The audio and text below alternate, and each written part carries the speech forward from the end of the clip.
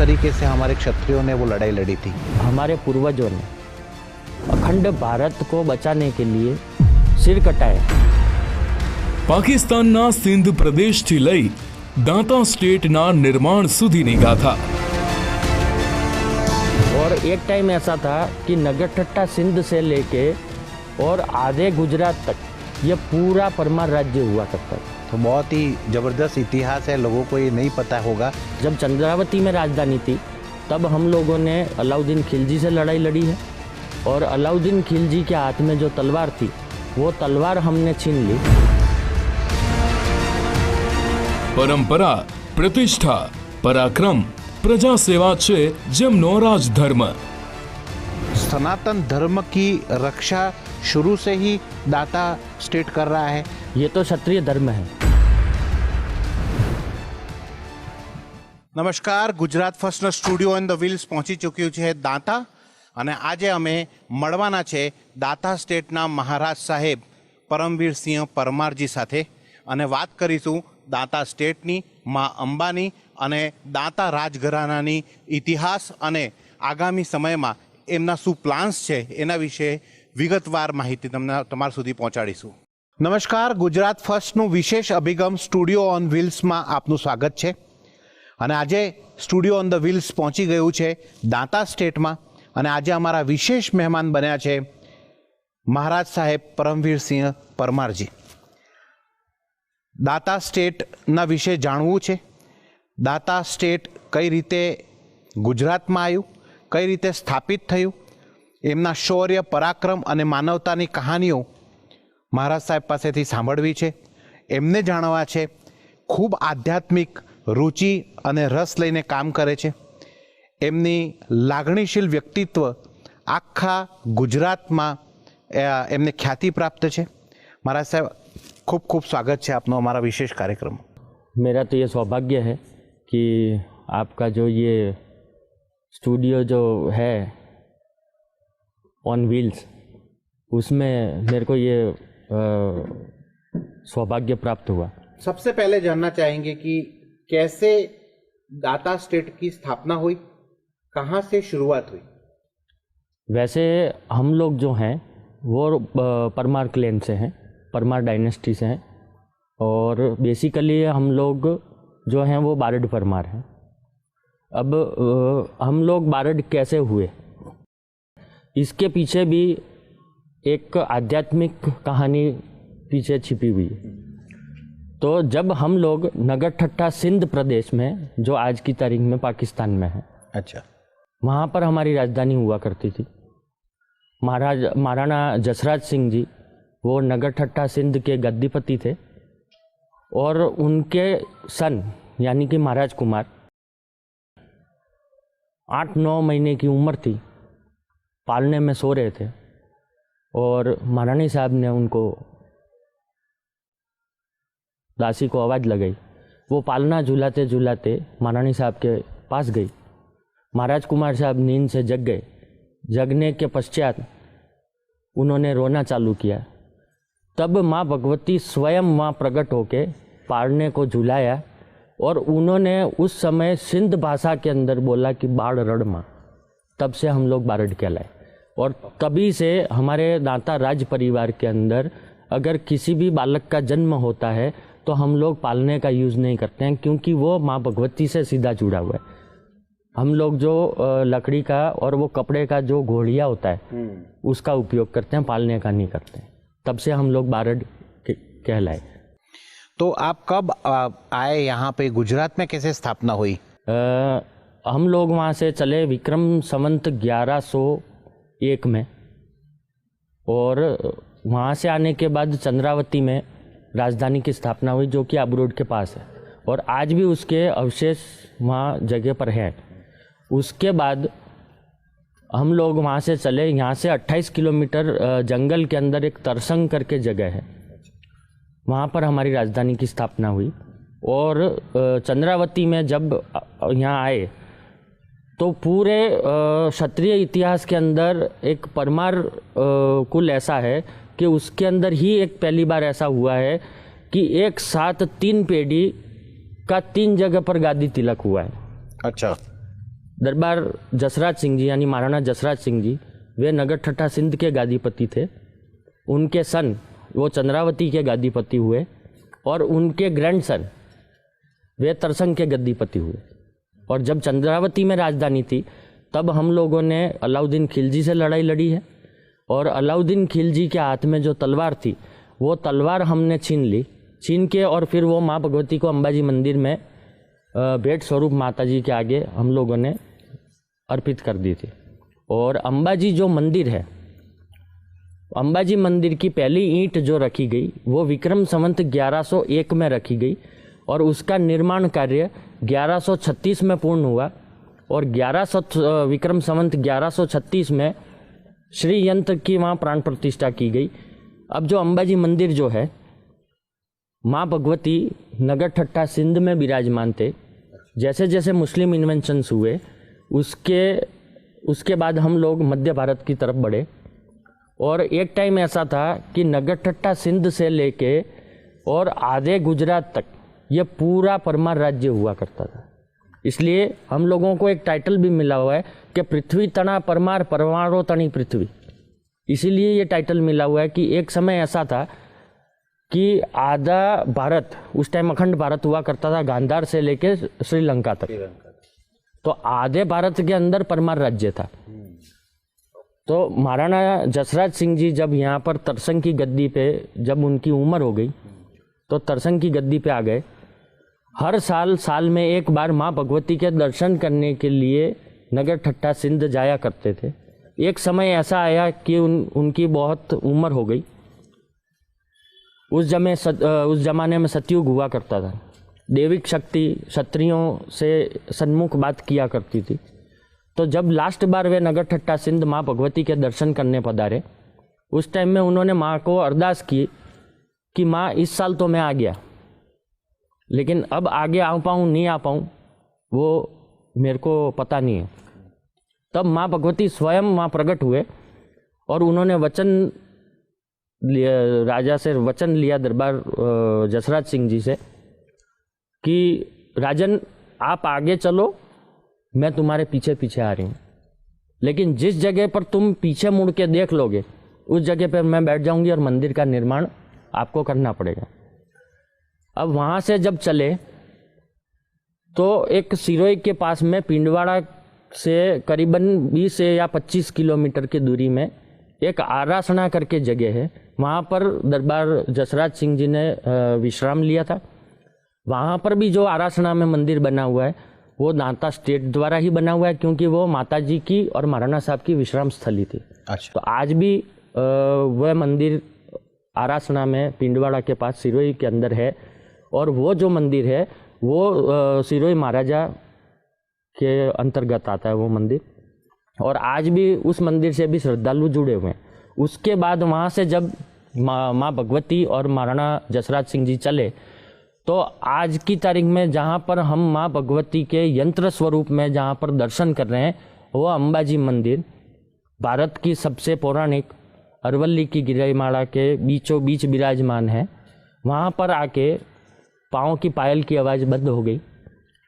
महाराणा साहब ने पीछे देख लिया कि क्या हुआ, या तो माता जी की पायल गिर गई या फिर माता जी किसी कारणवश रुक गए, हुआ क्या। तो इन्होंने पीछे मुड़ के देख लिया तो वहाँ उस टाइम में एक पत्थर हुआ करता था, वो पत्थर के ऊपर माँ विराजमान हो गए और तभी उन्होंने आदेश दे दिया कि राजन अब मंदिर यहाँ बनेगा। अच्छा। तब तब से वहाँ मंदिर का निर्माण कार्य चालू हुआ। और उसके बाद जब सरदार वल्लभ भाई पटेल ने जब आग्रह किया सब राजाओं को कि अब आप भारत निर्माण के लिए सारे राजा जितने भी हैं विलीनीकरण करें, तब तक अंबाजी जो मंदिर है उसका जो वहीवट है वो दांता के रॉयल फैमिली ही करती थी। और आज भी ये हमारे लिए बहुत सौभाग्य की बात है कि अंबाजी मंदिर की जो निज पूजा है वो भी दांता राज परिवार की तरफ से होती है। और आसो शुद्ध अष्टमी के दिन माँ भगवती का जो हवन होता है नवचंडी यज्ञ, वो महाराणा जो होते हैं दांता के और रॉयल फैमिली मेंबर्स सब इकट्ठे होकर माँ भगवती की पावड़ी पूजन करते हैं।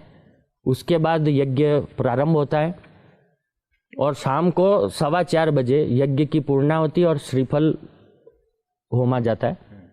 और जो ये यज्ञ है वो यज्ञ करने का कारण ये है कि अंबाजी मंदिर के अंदर विराजमान जो देवी है वो दांता राज परिवार के कुल देवी हैं और सहाय देवी हैं। और यज्ञ के माध्यम से हम हमारा करवटा पूरा करते हैं और यज्ञ के माध्यम से हम माँ भगवती की पल्ली भरते हैं, क्योंकि उस समय एक पात्र साइड में रखा जाता है और उस पात्र के अंदर करीबन 50 से 100 किलो तक का घी उसके अंदर भरा हुआ होता है। वो पूरा का पूरा यज्ञ के अंदर होमा जाता है। मैंने आपका लोगो देखा दाता स्टेट का, उसके नीचे लिखा है शरणागत साधार, तो उसका क्या मीनिंग है? लोगो जो है पहले शरणागत साधार नहीं लिखा जाता था। लोगो के अंदर पहले नीचे लिखा जाता था परमार राज्य, और उसका जीता जागता सबूत वो बकिंगम पैलेस के अंदर एक गोल्डन चेयर है जो मेरे ग्रैंडफादर महाराणा सर भवानी सिंह जी ने क्वीन एलिजाबेथ को यहाँ से प्रेजेंट भेजी थी। अच्छा। और वो भी आज वो बकिंगम पैलेस के म्यूजियम में है। और उस जमाने में वो लिखा जाता था परमार राज्य, लेकिन अकबर बादशाह के बेटे सलीम को जब संपूर्ण भारत के राजाओं ने उसको शरण देना मना कर दिया, जब उन्होंने अकबर के सामने बगावत की, तब सबने मना कर दिया था। इतने बड़े बड़े स्टेट्स थे, सबने मना किया। उसके पश्चात दांता महाराणा साहब ने उनको शरण दी। जो मैंने आगे आपको तरसंग की बात करी, वहाँ तरसंग का जो पैलेस था, उसके अलावा एक घोर जंगल के अंदर एक नए पैलेस का निर्माण करके और उनको यहाँ पर शरणागत में रखा था। जब वे वापस दिल्ली जाके शहंशाह बने, उस टाइम में उन्होंने महाराणा साहब, महाराणा का टाइटल और शरणागत साधार, इसका मतलब है कि शरण में आए हुए हर एक व्यक्ति की रक्षा करना। बिल्कुल। तब से ये टाइटल हमको प्राप्त हुआ है। तो बहुत ही जबरदस्त इतिहास है, लोगों को ये नहीं पता होगा। अंबाजी मंदिर के 3 स्वरूप यहाँ पर हैं, ऐसा आज हमारी छोटी सी बातचीत में हुई थी, तो उसके ऊपर आते हैं कि अंबाजी मंदिर के 3 स्वरूप किस तरीके से यहाँ हैं। तो गब्बर पर्वत जो है वो माँ भगवती की ज्योत पूजन है। अंबाजी मंदिर जो है वो माँ भगवती की आत्मा पूजन है, यानी कि श्रेय यंत्र है। और नाता की जो राजगढ़ी है, राजगढ़ी के अंदर माँ भगवती की 9.25 इंच के अंदर मूर्ति की पूजा है, यानी शरीर पूजन है। अच्छा। तो यहाँ पे जो एक बताते हैं कि जो महल में सोने की मूर्ति है बहुत पुरानी है, उसका क्या इतिहास है? सर वो सोने की मूर्ति नहीं है, लेकिन वो एक चांदी की मूर्ति है और उसके अंदर चांदी ज़्यादा है और पंच धातु कम है। अच्छा। और वो 9.25 इंच की मूर्ति है और करीबन वो मूर्ति 2000 साल पुरानी है। और वही मूर्ति हमारे साथ वहाँ से आई थी, यहाँ आई थी।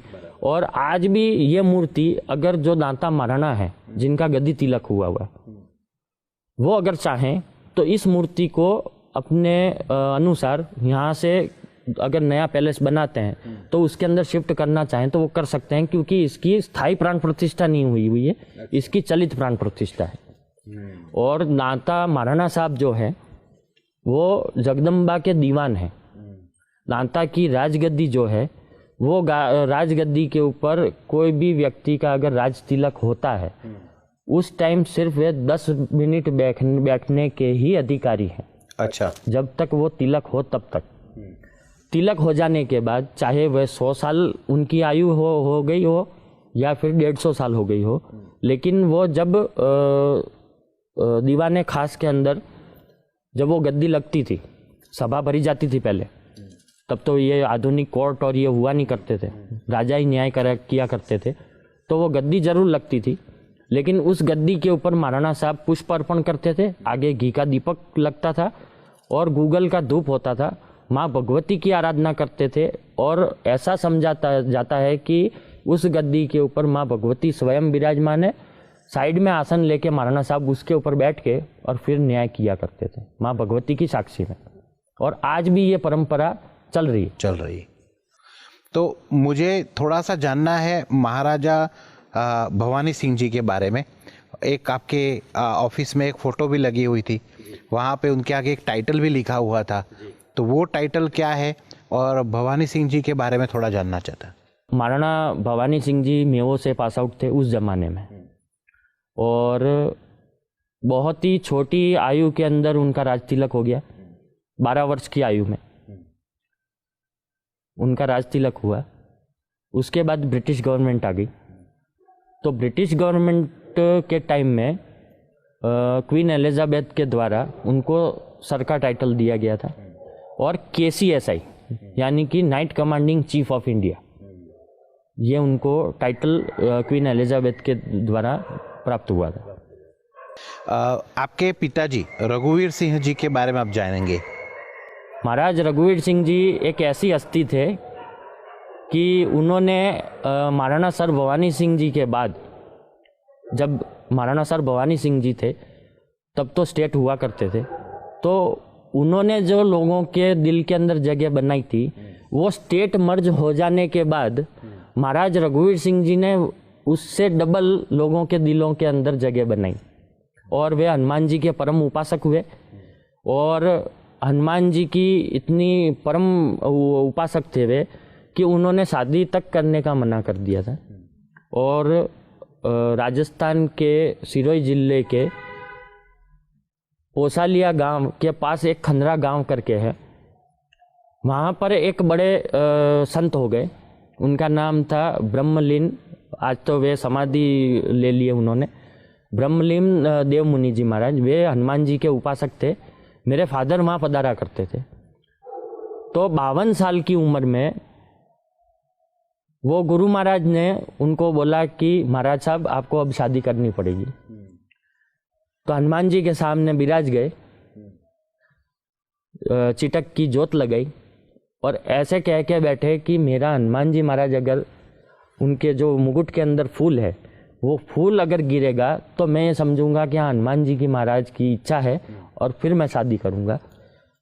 और सुबह से शाम तक बैठे, लेकिन रात को 12 बजे वो फूल गिरा। तब उन्होंने बोला कि हाँ मैं शादी करने के लिए तैयार हूँ। उस समय मेरे फादर की एज थी 52 साल और मेरे मदर की एज थी 25 साल। मेरे फादर ने मदर से बोला कि आपसे ज़बरदस्ती तो हो नहीं रही, मेरी इतनी उम्र है। लेकिन मेरे मदर ने उस टाइम ये जवाब दिया, एक जो शतरानी का फर्ज होता है वो मेरे मदर ने उस टाइम निभाया था। और मेरे मदर ने ये जवाब दिया कि वहाँ से घर से मेरे को ये आपके साथ शादी करवाने के लेके आए हैं, अब आपकी चाहे कितनी भी आयु हो उससे मेरे को कोई एतराज़ नहीं है, लेकिन अब यहाँ से मैं वापस बिना शादी किए मेरे खुद के घर पे नहीं जाऊंगी, इस कुएं के अंदर कूद के मरूंगी और मैं मेरा सतीत्व यहाँ पर दिखाऊंगी। फिर मेरे फादर ने बोला कि हाँ मैं शादी करने के लिए तैयार हूँ। महाराज साहब, हमने आपके पूरे स्टेट में आज घूमे, हमने देखा कि बहुत मंदिर है आपके यहाँ पे। हमारा सौभाग्य है कि दर्शकों को बता दें कि हम दाता स्टेट के रघुवीर वीर पैलेस में हम यहाँ पर हैं और यहीं पे ही ये कार्यक्रम आयोजित किया गया है। इसके आसपास हमने देखा है बहुत सारे मंदिर हैं। तो सनातन धर्म की रक्षा शुरू से ही दाता स्टेट कर रहा है और इतने सारे मंदिर निर्माण आपने करवाए। ये तो क्षत्रिय धर्म है। गौ ब्राह्मण अबला नार चौथा बाल अनाथ एता कारण रण चढ़ेर साचो क्षत्रिय बाण। तो हमारा तो काम ही ये है, गायों की रक्षा करना, धर्म की रक्षा करना, साधु संतों की रक्षा करना, हमारी प्रजा की रक्षा करना। ये तो क्षत्रिय धर्म है और ये करने के लिए तो हम लोगों क्षत्रियों को परशुराम जी ने वापस यज्ञ के माध्यम से हम लोगों को वापस उत्पत्तित किया गया था आबूराज पर्वत के ऊपर। तो अभी आपके पास में कितनी गायें हैं, कितने मंदिर हैं? और हमने ऐसा सुना है कि जब भी कहीं ऐसा मंदिर बनाना होता है तो सबसे पहले दाता स्टेट उसको मदद करता है। ये तो जब से हमारी उत्पत्ति हुई और माँ आद्यशक्ति जगदम्बा से हम लोग जुड़े हुए हैं आदि अनादि काल से परंपरागत। और हिंदू सनातन धर्म की रक्षा करना ये शास्त्र धर्म है। आज की तारीख में मेरी जो पर्सनल गौशाला है उसके अंदर 45 गायें हैं और वो देसी और गिर गायें हैं। और जहाँ तक मंदिरों की बात है तो मेरे समय के दरमियान आज मेरी आयु 38 साल है। आज तक मैंने 99 मंदिरों का जीर्णोद्धार और नवीन मंदिर मैं बना चुका हूँ। वाह। और मेरा खुद का ऐसा मानना है कि मेरे को जो है वो माँ जगदम्बा ने ये जन्म इस राज परिवार में दिया है, और मेरे लिए ये बहुत बड़ी सौभाग्य की बात है कि उस कुल के अंदर मैंने जन्म लिया है कि जो माँ भगवती के साथ जुड़ा हुआ है, और हम लोगों को सीधे सीधी उस आद्यशक्ति जगदम्बा की सेवा करने का मौका हमको मिलता है। इसलिए आज तक जितने भी मंदिरों का जीर्णोद्धार किया या नए मंदिरों का निर्माण किया, वहाँ पर मैंने मेरे नाम की या फादर के नाम की कहीं तख्तियाँ नहीं लगने दी। अच्छा, ये तो बहुत बड़ी बात है। वैसे हर कोई आज छोटा सा मंदिर बनाता है तो भी 4 बड़ी तख्तियाँ होती है। ये आपकी एक बड़प्पन है कि आप कहीं पे भी ये तख्तियाँ नहीं लगाते। इसमें सर बड़कपन तो नहीं कह सकते हैं, लेकिन मैं तो ये समझता हूँ कि अगर आज भगवान ने मेरे को एक राज परिवार में जन्म दिया है तो वो मेरे कोई पूर्व जन्म के कोई अच्छे कर्म हैं।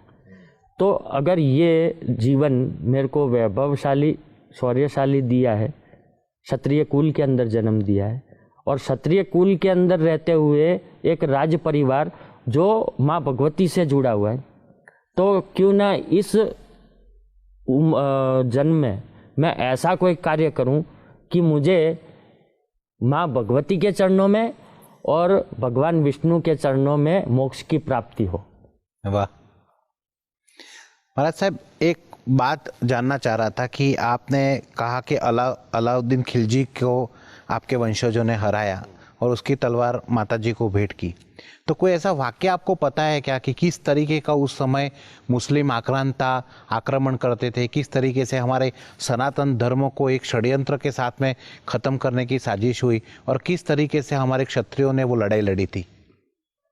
इन्होंने तो बहुत सारे युद्ध किए और मंदिरों को लूटने का कार्य, क्योंकि हिंदू संस्कृति के अंदर सबसे ज़्यादा धन शिवालय में होता है, और शिवालय के अंदर धन होने का कारण ये है कि शास्त्र ऐसा कहता है कि शिवलिंग की अगर स्थापना हो रही है तो या तो आपके अंदर इतना तप होना चाहिए कि वहाँ पर आप स्वयंभू गंगा मैया को प्रकट कर सके।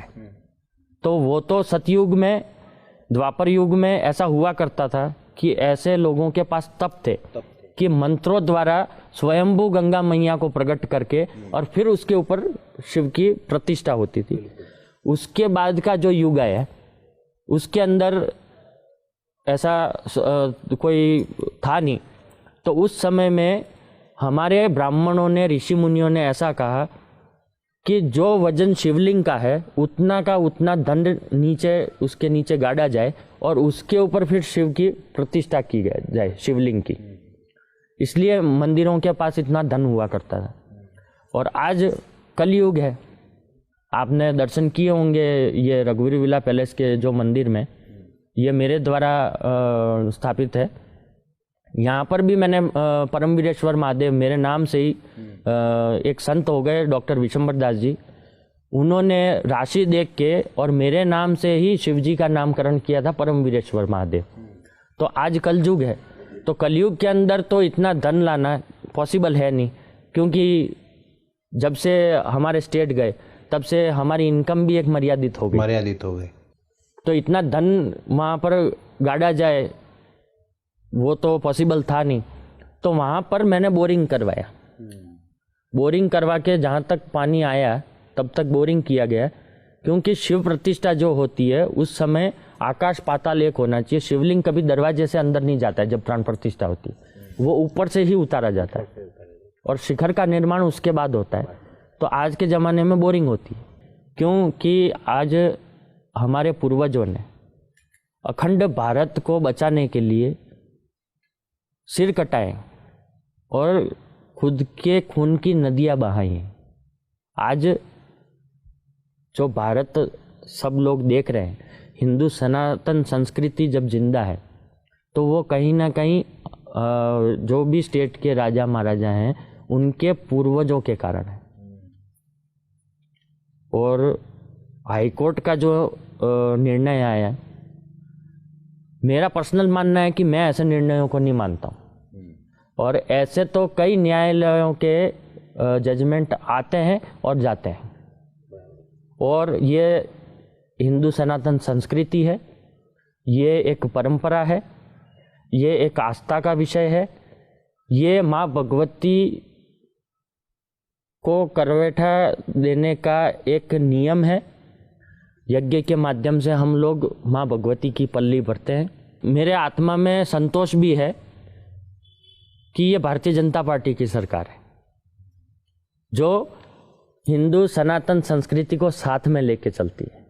और भारतीय जनता पार्टी जो है वो आरएसएस से जुड़ी हुई है, और आरएसएस का जो ध्वज है वो भगवा ध्वज है, वो स्वराज का ध्वज है, हिंदू सनातन संस्कृति का एक प्रतीक है। अगर ऐसा कहीं हो रहा होगा तो मेरी तो अपेक्षा यही है कि जहाँ तक भारतीय जनता पार्टी है तब तक तो ये संभव नहीं है, क्योंकि जब ये निर्णय आया उसके बाद में सरकार की तरफ से हमको पॉजिटिव रिप्लाई मिला है।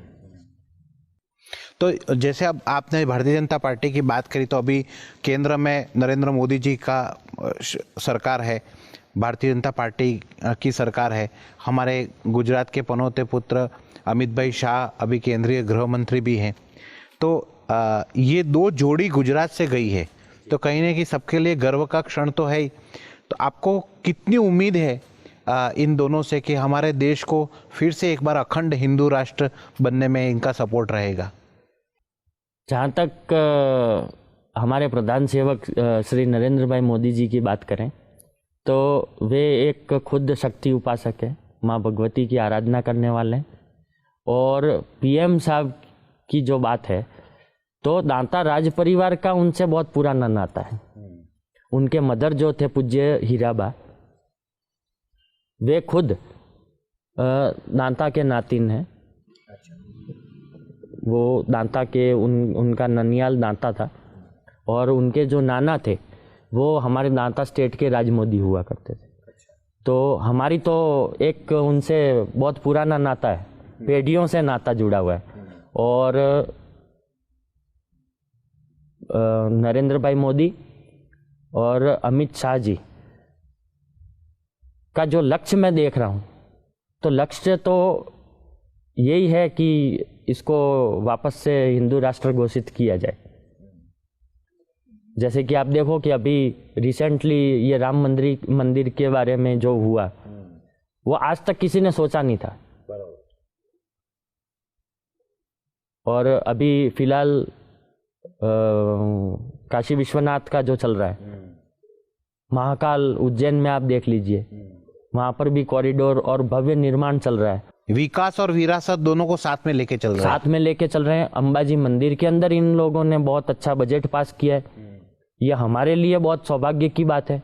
और दांता राज्य के अंदर सबसे ज्यादा जनजाति वास करती है, तो ये सबसे बड़ी बात तो ये है कि उनको भी रोजी रोटी मिलेगी। और अंबाजी का विकास वो पीएम साहब का एक सपना था, और वो सपना अब कुछ ही सालों के अंदर पूर्ण होने जा रहा है। और हमारे लिए भी सौभाग्य की बात है कि पीएम साहब ने अंबाजी मंदिर के ऊपर एक खुद की एक पर्सनल निगाह रखी है। तो विकास और विरासत उनका भी ध्येय है और आपका भी है, विकास और विरासत साथ में। तो कहीं ऐसा लगता है कि आने वाले समय में आप राजनीति में आएंगे, सक्रिय भूमिका अदा करेंगे? सर, राजनीति में तो मैं हूँ ही। भारतीय जनता पार्टी का मैं सक्रिय कार्यकर्ता हूँ, गुजरात प्रदेश का। आरएसएस से भी मैं जुड़ा हुआ हूँ। और सहकारी मंडली जो है हमारे बनास डेयरी की, जो एशिया की नंबर 1 डेयरी है, उसकी एक ब्रांच है बनास बैंक, उसकी टेक्निकल कमेटी का मैं सदस्य हूँ। आने वाले समय में इलेक्शन लड़ना चाहोगे? अगर भारतीय जनता पार्टी अगर चाहे और अगर पीएम साहब का पर्सनल अगर आदेश होगा तो हिंदू सनातन संस्कृति को बचाने के लिए मैं जरूर मैदान में आने के लिए तैयार हूँ। अच्छा, ये एक जानना चाहेंगे कि जो सनातन धर्म के लिए अभी आप जो भी काम कर रहे हैं, तो लोगों का क्या रिस्पॉन्स है? क्या आज भी लोग सनातन धर्म से जुड़े हुए हैं, या लोग अभी वो स्वार्थी हो गए हैं कि नहीं, धर्म अपना काम करे, हमें अपना काम करना है? आपका क्या फीडबैक है इसको लेकर? इसको लेके मेरी तो बहुत छोटी उम्र है, लेकिन मैंने मेरी छोटी उम्र के अंदर जो मैंने हिंदू सनातन धर्म के लिए कार्य किए हैं, जैसे कहीं पर यज्ञ हो रहा है तो इनविटेशन देने के लिए आते हैं, तो वो बोलते हैं कि आपकी तरफ से अगर कुछ राशि प्राप्त हो जाती तो सबसे पहला मैं काम यह करता हूँ कि लोगों को खिलाओ। अन्नदान जो है वो महादान। तो लगभग मेरा जो पैसा है वो अन्नदान में होता है, मंदिर निर्माण में होता है, ताकि आज की युवा पीढ़ी वो उस मंदिर से जुड़े हिंदू सनातन संस्कृति को और हिंदू सनातन धर्म को वो जाने। और लोगों का मेरे को बहुत अच्छी तरह से रिस्पांस मिलता है, और यहाँ तक ऐसा रिस्पांस मेरे को मिल रहा है कि मैंने कभी सोचा नहीं था सपने में भी, कि आज जब सरकारें हैं, इतने बड़े बड़े नेता हैं, राजाओं का नाम तो लगभग आप ख़त्म ही समझो कि ख़त्म ही हो गया है, लेकिन आज भी लोगों के माध्यम से मुझे ऐसी फीलिंग आती है कि हमारे पास आज राज नहीं है, लेकिन मैं राजा हूँ। क्यों? कि हिंदू सनातन धर्म का मैं कार्य कर रहा हूँ और लोग मेरे पाँव छूते हैं। आज 80-80 साल के बुजुर्ग भी मेरा पाँव छूते हैं, मैं हाथ पकड़ लेता हूँ। तो इससे बड़ी ख्याति और हो क्या सकती है? अच्छा, आपके पूरे वंशज पे अब आखिरी सवाल है, आखिरी पूरे वंशज पे माँ भवानी का आशीर्वाद रहा है, सबको कहीं न किसी रूप में साक्षात्कार हुआ है। कभी आपको ऐसा महसूस हुआ कि माँ आपके साथी है, या ऐसा कोई साक्षात्कार हुआ ऐसा? ये करीबन मैं जब 12 या 13 साल का था, जब से मेरे में समझ आई, तब से मेरे को ये पूजा विधि, मेरे फादर, मेरे जो बुआएं थी, मेरे साथ बुआ थी, वो भी जब यहाँ आए करते थे तो कुंजी का स्तोत्र सिखाना, दुर्गा सप्तशती के पाठ करना सिखाना, पूजा विधि सिखाना। जब से मैं 6, 7, 8 साल का हुआ, तब से मैं खुद की पूजा खुद करने लग गया था। उसके बाद माँ भगवती स्वयंभू यहाँ पर विराजमान है अंबाजी के अंदर, और ये सत्य है, इसको कोई नकार नहीं सकता। नहीं कर सकता, एकदम सही है। अगर कोई कहता है कि नेगेटिव एनर्जी है, हम कई लोग कई बार बैठे होते हैं तो कई लोग बोलते हैं कि मैं इस रास्ते से जा रहा था, मेरे साथ ये अनुभव हुआ, कोई दिखा, कोई ऊपर आ रहा है। तो अगर ये मानते हैं कि भूत प्रेत है तो देवी शक्ति भी है, नेगेटिव एनर्जी है तो पॉजिटिव एनर्जी भी है। और जब मेरे को उस माँ भगवती का, आद्य शक्ति का, जगदम्बिका का मेरे को साक्षात्कार प्राप्त हुआ, तभी से तो सर मैंने ये भगवा धारण कर लिया। अच्छा, मेरे पूर्वज जब रणभूमि के अंदर लड़ाई करने जाते थे या गायों के पीछे जाते थे, गायों को बचाने के लिए, कोई नारी शक्ति को बचाने के लिए जाते थे, तब केसरिया बाना सिर के ऊपर धारण किया करते थे। क्यों? कि या तो मरना है या फिर मारना है। बराबर। और आज की तारीख में सिर कटाने का टाइम नहीं है, सिर गिनाने का टाइम है। इस आधुनिक युग के अंदर भी अगर मैं केसरिया बाना 24 घंटे सिर के ऊपर धारण रखता हूँ, तो मैंने तो मेरा जीवन उस माँ भगवती के चरणों में समर्पित कर दिया। और हिंदू सनातन धर्म के प्रचार के लिए, हिंदू सनातन धर्म की रक्षा के लिए और मेरी प्रजा की सेवा के लिए ये भगवा मैं धारण करके रखता हूँ। बहुत बहुत धन्यवाद महाराज साहब, आपने इतनी सारी बातें हमसे शेयर की, और मुझे यकीन है कि जो भी दर्शक इसे देख रहे हैं उनको ये पता चलेगा कि हमारे राजघरानों का इतिहास, उनका शौर्य, पराक्रम, साहस, मानवता की मिसालें क्या थी, और कैसे उन्होंने अपने हजारों सर कटवा दिए सनातन धर्म की रक्षा के लिए, हिंदू धर्म की रक्षा के लिए, हमारी आध्यात्मिक विरासत को संजोए रखने के लिए। तो ये कहीं ना कहीं युवा पीढ़ी को अब सीखना चाहिए, समझना चाहिए, और एक इस माहौल में जीना चाहिए कि आप एक सनातन राष्ट्र के वो सिपाही हैं जो आगे चलकर इसे संजोए रखेंगे। तो इसी के लिए मेहनत करनी चाहिए। और कोई भी ऐसे दुष्कर्म जो हैं, जैसे आजकल ड्रग्स है या शराब है, इन सब चीज़ों के पीछे नहीं लग के अपना जीवन व्यर्थ नहीं करना चाहिए। एक आखिरी संदेश आपसे चाहेंगे युवा वर्ग के लिए, जो आजकल बहुत सारे ऐसे कुरीति में चले गए हैं, शराब पीते हैं, ड्रग्स लेते हैं, उन्हें आप क्या संदेशा देंगे? मैं तो यही संदेश देना चाहता हूँ कि ड्रग्स है, गांजा है, मदिरा सेवन है या मांस मच्छी मीट आदि का उपयोग करना, ये तो असुरी खुराक है। भगवान ने हम लोगों को इतना सारा खाने पीने के लिए दिया और खुद का तन ये सारी गंदी चीज़ें डाल के और खुद क्यों भ्रष्ट कर रहे हो? आप अपना तन तो भ्रष्ट कर रहे हो, उसके साथ में आपके घर के अंदर विराजमान आपकी कुल देवी है, कुल देवता है, अपने पितृ हैं, इन लोगों को भी आप भ्रष्ट कर रहे हो इसके माध्यम से। ये हमारी खुराक ही नहीं। बहुत बहुत धन्यवाद महाराज जी।